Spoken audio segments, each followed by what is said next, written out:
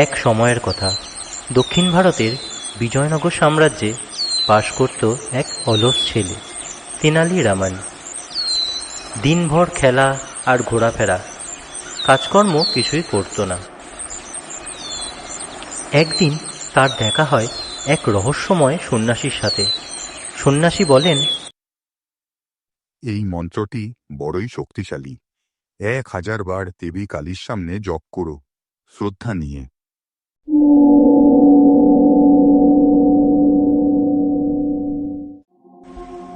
কৌতূহলে রামান মন্ত্র জপ শুরু করে। রামানের জপে সন্তুষ্ট হয়ে আবির্ভূত হলেন দেবী কালী। তার ছিল একাধিক মাথা, সে এক বিশাল অলৌকিক রূপ। দেবীর এই অলৌকিক রূপ দেখে রামান প্রথমে ভয় কাঁপতে থাকে, কিন্তু কিছুক্ষণ পর সে হেসে ফেলে বলে, আমার যদি সর্দি হয় তাহলে দুহাতেই কোলায় না। আপনার যদি সর্দি হয় তাহলে এতগুলো নাক সামলাবেন কিভাবে? রামানের কথা শুনে দেবীর চোখ রাগে জ্বলজ্বল করতে লাগল, কিন্তু সেটি দীর্ঘস্থায়ী হল না। কিছুক্ষণ পরেই দেবীর মুখে ফুটে উঠল এক আশ্চর্য হাসি। দেবীর হাতে আবির্ভূত হল দুটি পাত্র।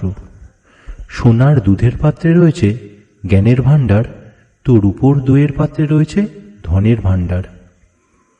দেবী রামানকে যে কোনো একটি পাত্র চেখে দেখতে বলল। রামান দেরি না করে দুটো পাত্রই চেখে দেখল। তাই দেখে দেবী গেলেন রেগে। রামন আর সময় নষ্ট না করে পড়ে গেল দেবীর পায়ে। দেবী, টাকা ছাড়া জ্ঞান কিছুই নয়, আবার জ্ঞান ছাড়া টাকাও বৃথা। আমি তাই দুটোই চেয়েছি, কারণ একটি আর একটির পরিপূরক।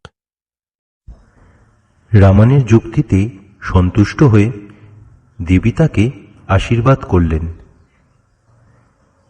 তার সাথে এটাও জানিয়ে রাখলেন যে যশ ও ধন পেলে শত্রুও বাড়বে।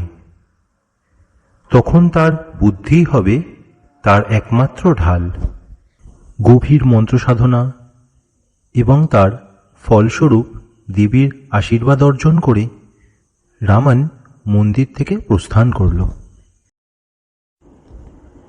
সেই অলস রামনই পরে হয়ে উঠল তেনালি রামান, রাজা কৃষ্ণদেব রায়ের দরবারের প্রিয়তম কবি, যার বুদ্ধি ও হাস্যরসে মুগ্ধ হতেন সবাই।